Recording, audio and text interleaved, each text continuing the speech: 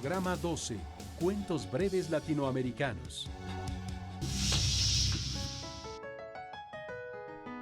Los que echaban a perder un cuento bueno o escribían uno malo, lo enviaban al componedor de cuentos. Este era un viejecito calvo de ojos vivos que usaba unos anteojos pasados de moda montados casi en la punta de la nariz, y estaba detrás de un mostrador bajito lleno de polvosos libros de cuentos de todas las edades y de todos los países. Su tienda tenía una sola puerta hacia la calle, y él estaba siempre muy ocupado. De sus grandes libros sacaba inagotablemente palabras bellas y aún frases enteras. O bien, cabos de aventuras o hechos prodigiosos que anotaba en un papel blanco y luego, con paciencia y cuidado, iba engarzando esos materiales en el cuento roto. Cuando terminaba la compostura, se leía el cuento tan bien que parecía otro. De esto vivía el viejecito, y tenía para mantener a su mujer, a 10 hijos ociosos, a un perro irlandés y a 2 gatos negros. El componedor de cuentos pertenece al escritor mexicano que vivió a principios del siglo XX, Mariano Silva y Aceves.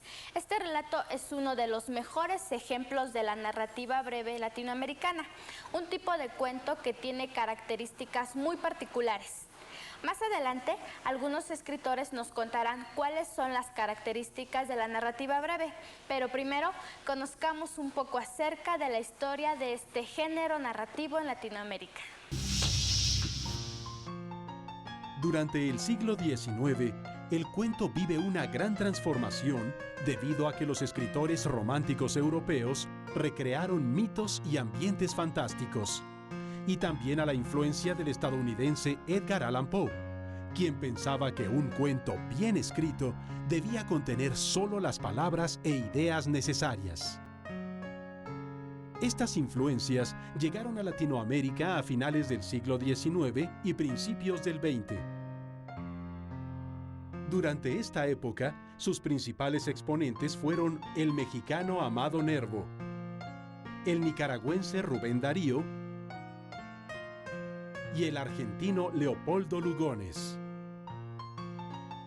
Pocos años después, el chileno Vicente Huidobro, famoso por su poema Altazor, y el mexicano Julio Torri continuaron escribiendo cuentos cortos. A mediados del siglo pasado, algunos de los escritores latinoamericanos más importantes, como Jorge Luis Borges y Julio Cortázar en Argentina, y Juan José Arreola en nuestro país, hicieron importantes aportaciones a este subgénero.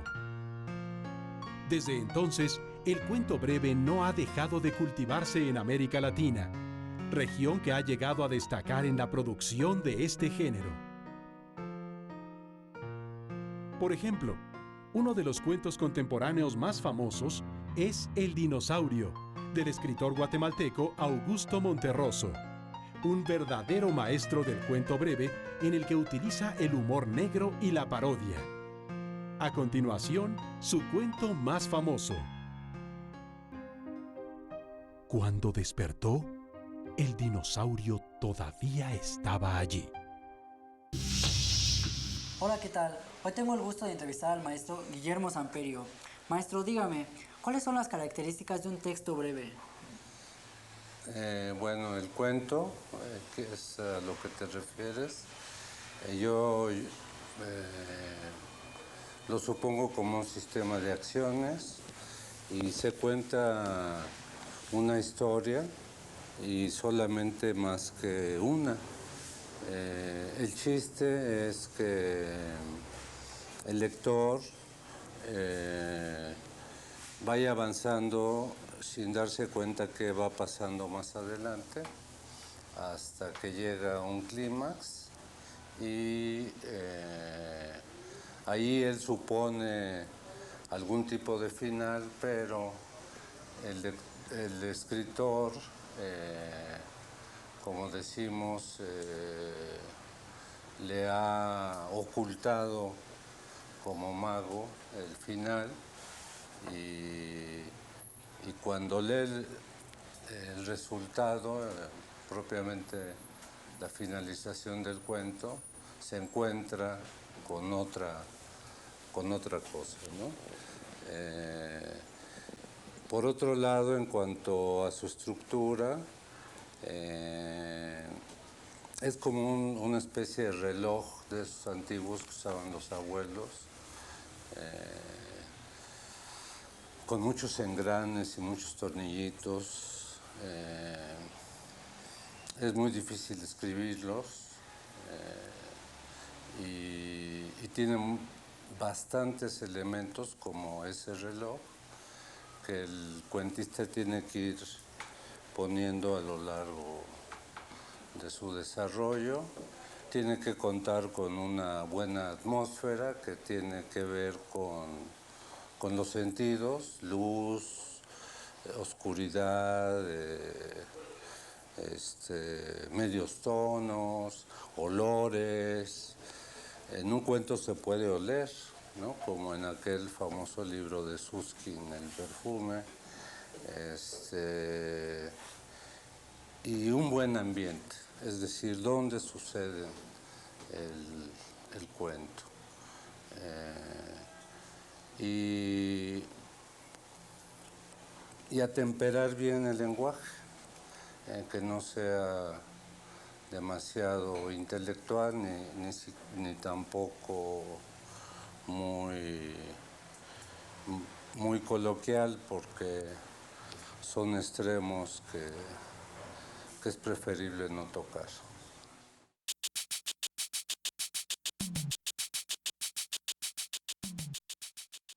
Bueno, en cada cuento el muchacho va a encontrar una experiencia que a lo mejor ya tuvo o que quizá nunca va a tener, ¿no? Aparte de que su imaginación y su capacidad de lenguaje va a incrementarse, ¿no?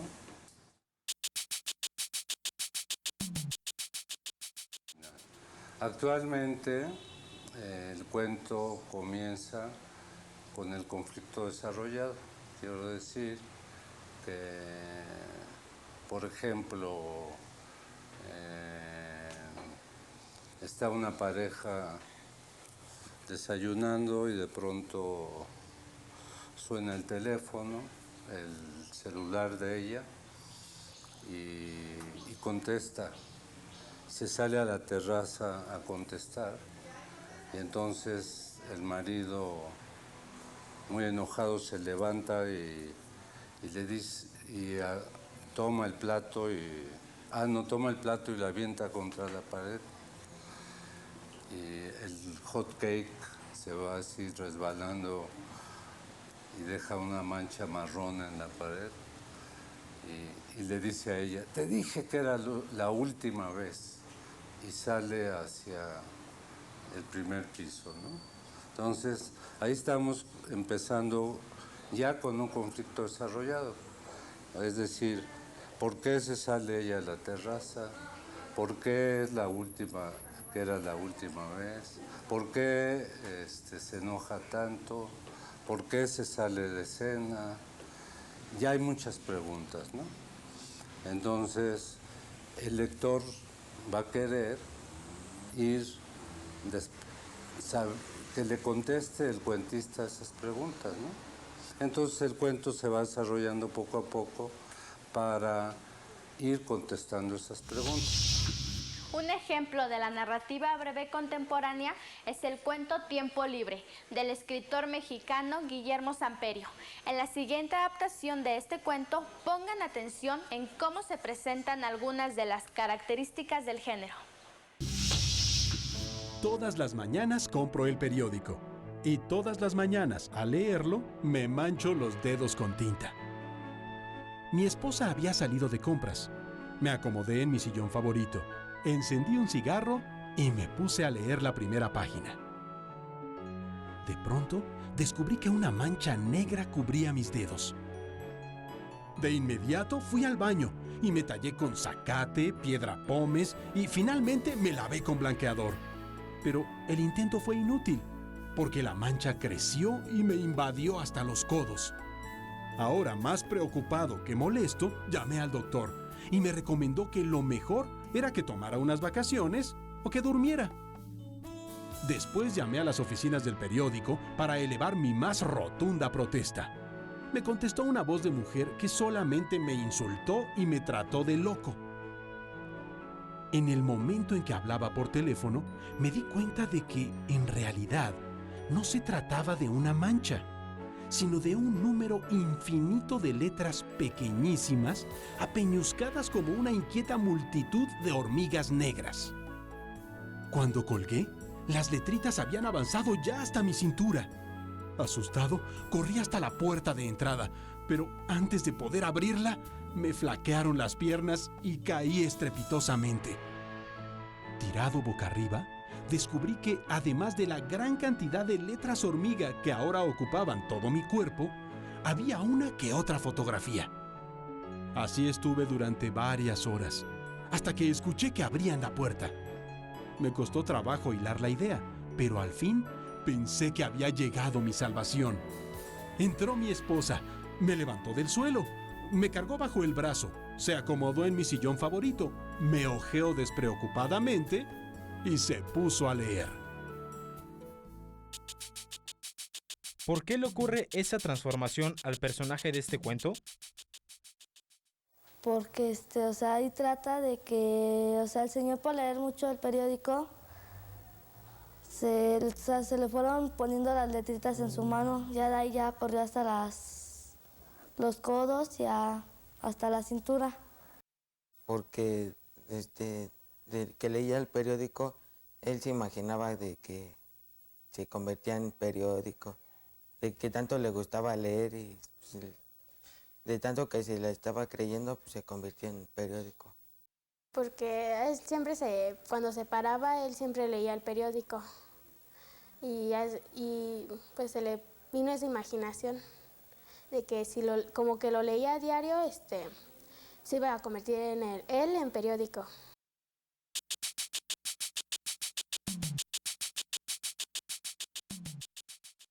Una transformación como tipo periódico. De que puede ser una historia a la vez real y a la vez no, porque de tanto se manchaba las manos de tinta, se fue convirtiendo. No, pues algo que, como un cuento, se transforma en periódico. ¿Tú cómo contestarías a estas preguntas? Hoy hemos visto las características básicas de la narrativa breve. Tómenlas en cuenta a la hora de escribir sus propios cuentos. Y recuerden que si necesitan más información, pueden acudir a su biblioteca escolar o de aula y revisar los cuentos de otros escritores.